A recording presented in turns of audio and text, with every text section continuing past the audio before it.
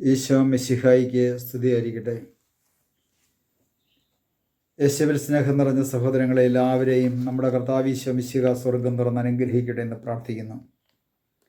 പ്രിയ സഹോദരങ്ങളെ, നമുക്ക് കർത്താവിൻ്റെ വചനം നമുക്ക് ധ്യാനിക്കാം, ചിന്തിക്കാം. വിശുദ്ധ പൗലോസ്ലീഹ കോരിന്തിലെ സഭയ്ക്ക് എഴുതിയ ലേഖനം 4-ാം അധ്യായത്തിൻ്റെ 2-ാമത്തെ തിരുവചനത്തിൽ പ്രകാരം പറയുന്നു: കാര്യസ്ഥന്മാർക്ക് വിശ്വസ്തത കൂടിയേ തീരൂ. നിങ്ങളോ ഏതെങ്കിലും ന്യായാസനമോ എന്നെ വിചാരണ ചെയ്യുന്നെങ്കിൽ അത് ഞാൻ കാര്യമാക്കുന്നില്ല, ഞാനും എന്നെ വിധിക്കുന്നില്ല. ഇവിടെ വളരെ വ്യക്തമായിട്ട് ദൈവത്തിൻ്റെ പരിശുദ്ധാത്മാവ് 1-2 തിരുവചനത്തിൽ പറയുകയാണ്: ക്രിസ്തുവിൻ്റെ ദാസന്മാരും ദൈവരഹസ്യങ്ങളുടെ കാര്യസ്ഥന്മാരുമായിട്ടാണ് ഞങ്ങളെ പരിഗണിക്കേണ്ടത്. ഇവിടെ ദൈവത്തിൻ്റെ പരിശുദ്ധാത്മാവ് ഓർമ്മിപ്പിക്കുകയാണ്, ക്രിസ്തുവിൻ്റെ ശിഷ്യന്മാരെ വിശുദ്ധ പൗലോസ്ലീഹ ഓർമ്മിപ്പിക്കുകയാണ്.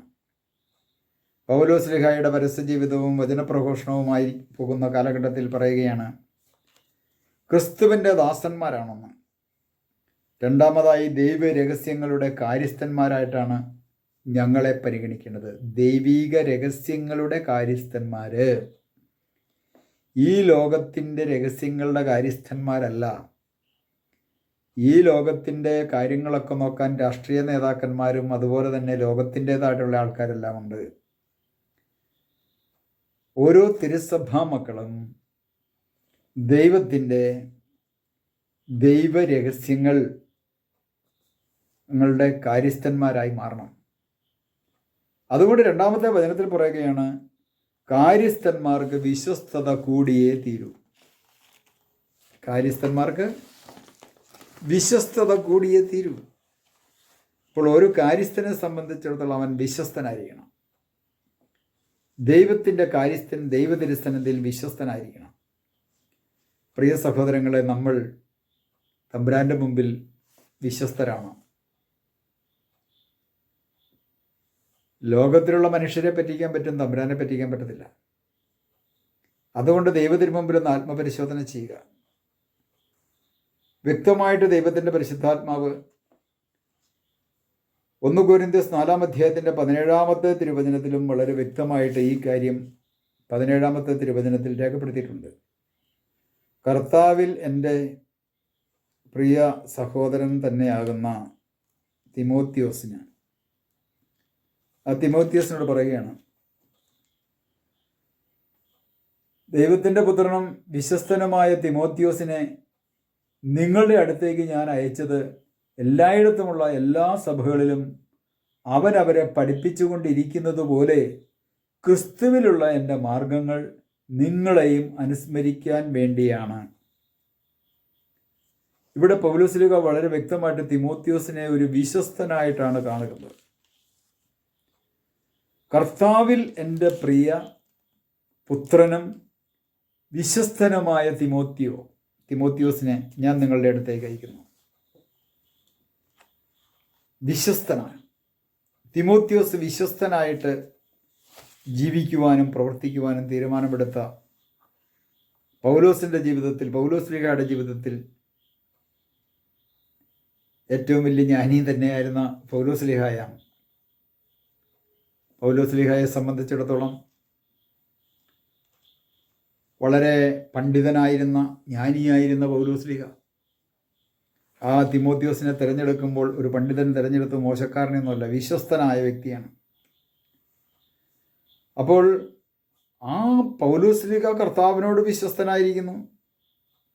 അതുപോലെ തന്നെ ആ പൗലോസ് തിരഞ്ഞെടുത്ത തിമോത്തിയോസും കർത്താവിനോട് വിശ്വസ്തനായിരിക്കുന്നു.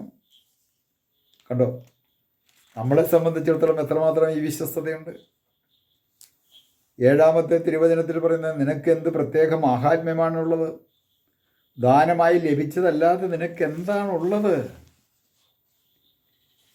ദൈവത്തിരുമുമ്പിൽ ഇന്ന് പലപ്പോഴും പല വ്യക്തികളും അഹങ്കരിക്കുമ്പോൾ ഒന്ന് ചിന്തിക്കണമേ. എല്ലാം ദൈവത്തിൻ്റെ ദാനമാണ്. സമ്പത്തായിക്കോട്ടെ, സൗഭാഗ്യമായിക്കോട്ടെ, ബുദ്ധിയായിക്കോട്ടെ, ബോധ്യങ്ങളായിക്കോട്ടെ, അറിവായിക്കോട്ടെ, ഇതെല്ലാം ദൈവത്തിൻ്റെ ദാനമാണ്. ആ ദാനമായി ദൈവം നമുക്ക് നൽകിയ ആ ദാനങ്ങളിൽ ഒന്ന് തന്നെയാണ് ആ പരിശുദ്ധാത്മാവിൻ്റെ ഫലം തന്നെയാകുന്ന വിശ്വസ്തത. അപ്പോൾ ആ ഒരു വിശ്വസ്തത ജീവിതം നയിക്കുവാൻ എനിക്ക് സാധിക്കുന്നുണ്ടോ? വെളിപാടിൻ്റെ പുസ്തകം 17-ാം അധ്യായത്തിൻ്റെ 14-ാം തിരുവചനത്തിൽ യേശുക്രിസ്തുവിനോട് കൂടെയുള്ളവർ തിരഞ്ഞെടുക്കപ്പെട്ടവരും വിളിക്കപ്പെട്ടവരും വിശ്വസ്തരുമാണെന്നാണ് വചനം പഠിപ്പിക്കുന്നത്. യേശുക്രിസ്തുവിൻ്റെ കൂടെയുള്ളവർ, മാമോദീസ എന്ന കുദാശീരുടെ ക്രിസ്തുവിൻ്റെ ശരീരത്തിൻ്റെ ഭാഗമായി മാറ്റപ്പെട്ട വ്യക്തികളെ സംബന്ധിച്ചിടത്തോളം അവർ ഒന്ന് തിരഞ്ഞെടുക്കപ്പെട്ടവരാണ്, അതോടൊപ്പം തന്നെ അവർ വിളിക്കപ്പെട്ടവരാണ്, അതോടൊപ്പം തന്നെ അവർ വിശ്വസ്തരായിട്ട് ജീവിക്കണം. മരണം വരെ ഒരു വിശ്വസ്ത ജീവിതം നയിക്കുക. അതാണ് വെളിപാടിൻ്റെ പുസ്തകം 2:10 പറയുന്നത്. മരണം വരെ വിശ്വസ്തനായി ജീവിക്കുന്ന വിശുദ്ധർക്കാണ് ജീവൻ്റെ കിരീടത്തിന് അർഹതയുള്ളത്. ജീവൻ്റെ കിരീടത്തിന് അർഹതയുള്ളത് ഒരു വ്യക്തിയെ സംബന്ധിച്ചിടത്തോളം, വീണ്ടും ജനിച്ച ഒരു വ്യക്തിയെ സംബന്ധിച്ചിടത്തോളം, അവൻ്റെ മരണം വരെ ദൈവ തിരുമുമ്പിൽ വിശ്വസ്തതയുള്ളവനായി ജീവിക്കുക എന്നതാണ് പരമപ്രധാനം. നമുക്കൊരു നിമിഷം കർത്താവിനോട് പ്രാർത്ഥിക്കാം. കർത്താവേ, അങ്ങയുടെ ആത്മാവിനാൽ ഞങ്ങളെ അഭിഷേകം ചെയ്യണമെന്ന് നമുക്ക് പ്രാർത്ഥിക്കാം. കർത്താവായ ഈശോയെ, ഒരു വിശ്വസ്തതാ ജീവിതം നയിക്കുവാൻ അവിടുത്തെ ആത്മാവിനെ ഞങ്ങളിലേക്ക് അയച്ച് അഭിഷേകം ചെയ്യണമേ. മരണം വരെ വിശ്വസ്തരായി ജീവിക്കുന്ന വിശുദ്ധർക്കാണല്ലോ കർത്താവെ ജീവൻ്റെ കിരീടത്തിന് അർഹതയുള്ളതെന്ന് വെളിപാടിൻ്റെ പുസ്തകത്തിലൂടെ അരുളി ചെയ്ത കർത്താവെ, ഞങ്ങളുടെ ജീവിതത്തിൽ മരണം വരെ വിശ്വസ്തരായി ജീവിക്കുന്ന ഒരു വിശുദ്ധ ജീവിതം നയിച്ച് ജീവിക്കുന്നവരായി ഞങ്ങളെ ഓരോരുത്തരെയും ആത്മാവിനാൽ നിറച്ച് അഭിഷേകം ചെയ്യണമേ.